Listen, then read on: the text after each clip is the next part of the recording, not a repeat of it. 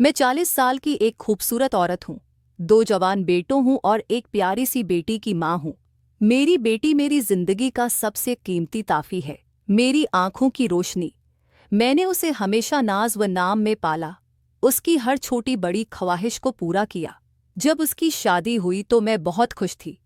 शादी के मौका पर जब मैंने पहली बार अपने दामाद को देखा तो मुझे लगा कि ये लड़का बहुत समझदार और नेक दिल है, मेरी बेटी को खुश रखेगा।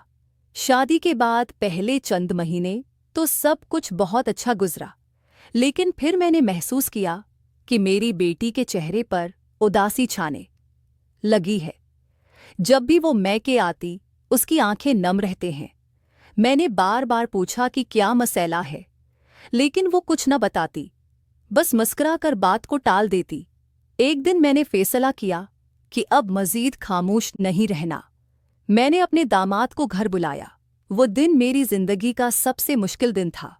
घर में कोई नहीं था, मेरा शौहर बीमार थे और बेटे आफस गए हुए थे। दामाद आया तो मैंने उसे ड्राइंग रूम में बैठाया, चाय पेश की और फिर सीधे मामले पर आ गई। मैंने पूछा, बेटा तुम मेरी बेटी से क्यों नाराज रहते हो? क्या मसला है? क्या वो कोई गलती कर रही है? उसने मुझे अजीब सी नज़र से देखा, फिर होंठों पर एक प्रासरार मुस्कुराहट लेकर कहने लगा, आपने पूछा है तो सच बता देता हूँ। मैंने आपकी बेटी से शादी आपकी वजह से की है। मेरा दिल धिक से रह गया। मैंने हैरत से पूछा, ये क्या कह रहे हो? ये कौन सी बात हुई? वो आहिस्ता से बोला, मैं आपसे प्यार करता हूँ। मैंने आपकी बेटी से सिर्फ इसलिए शादी की ताकि आपके करीब रह सकूं। अगर आप मेरी बात नहीं मानेंगी तो मैं आपकी बेटी को खुश नहीं रखूंगा। ये सुनकर मैं थर थर कांपने लगी। मेरी समझ में नहीं आ रहा था कि मैं क्या करूं। एक तरफ मेरी बेटी की खुशी थी, दूसरी तरफ ये खौफनाक हकीकत। मैंने गुस्से से कहा, ये गलत है। मैं तुम्हारी सास हूं, तुम्हारी माँ की उम्र की हूं। लेकिन वह हंसकर बोला, आप एक खूबसूरत औरत हैं और मैं आपके बगैर नहीं रह सकता। फैसला आपके हाथ में है। ये कहकर वो चला गया और मैं अकेली कमरे में बैठी रह गई, जैसे मेरे पांव तले से जमीन खिसक गई हो। उसके जाने के बाद मैं कई घंटे तक कुर्सी पर बैठी रही। मेरे जहन में लाखों ख्यालात चिकरा रहे थे। अगर मैं उसकी बात न मानती तो मेरी बेटी की जिंदगी तबाह हो जाती। अगर मानती तो मैं सोच भी नहीं सकती थी कि मैं क्या करने जा रही हूँ। 3 दिन तक मैंने किसी से बात नहीं की, न खाया न पाया, बस अपने कमरे में बंद रही। आखिरकार जब मैंने अपनी बेटी के आंसुओं को याद किया तो मैंने फैसला कर लिया। मैंने दामाद को फोन किया और लर्जती हुई आवाज में कहा, मैं तुम्हारी शर्त मानती हूं, लेकिन सिर्फ एक बार। उसके बाद तुम मेरी बेटी को खुश रखोगे, उससे प्यार करोगे। वो खुशी से चलाया, जी जरूर, आप देखेंगे, मैं आपकी बेटी को शहजादी की तरह रखूंगा। अगले दिन मेरी बेटी अपनी सहेलियों के साथ फार्म हाउस गई हुई थी। दामाद ने मुझे बुलाया। मैंने नहाया, अपने अच्छे कपड़े पहने, थोड़ा सा मेकअप किया। आईने में अपने आप को देखा तो लगा जैसे मैं वाकई अब भी जवान हूँ। घर से निकलते वक्त मेरा दिल जोर जोर से धड़क रहा था। क्या मैं सही कर रही थी? लेकिन फिर बेटी के आंसुओं का ख्याल आया तो मैंने अपने आप को तसल्ली दे ली। दामाद के घर पहुंची तो उसने दरवाज़ा खोला। उसके चेहरे पर अजीब सी चमक थी। उसने मुझे बेडरूम में ले जाकर बिठाया। कमरे में हल्की रोशनी थी, खुशबू फैली हुई थी। मेरा दिल तेजी से धड़क रहा था। मैंने कांपती हुई आवाज मैं कहा, याद रखना, ये सिर्फ एक बार होगा, उसके बाद तुम मेरी बेटी से प्यार करोगे। वो मुस्कुरा कर बोला, जी माँ, आप फिक्र न करें। इस दिन के बाद सब कुछ बदल गया। मेरी बेटी खुश थी। इसका शौहर अब उससे बहुत प्यार करता था।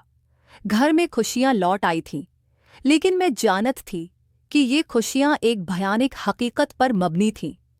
हर बार जब मेरी बेटी अपने शौहर के साथ मुस्कराती नजर आती, मेरे दिल में एक खंजर सा चपता।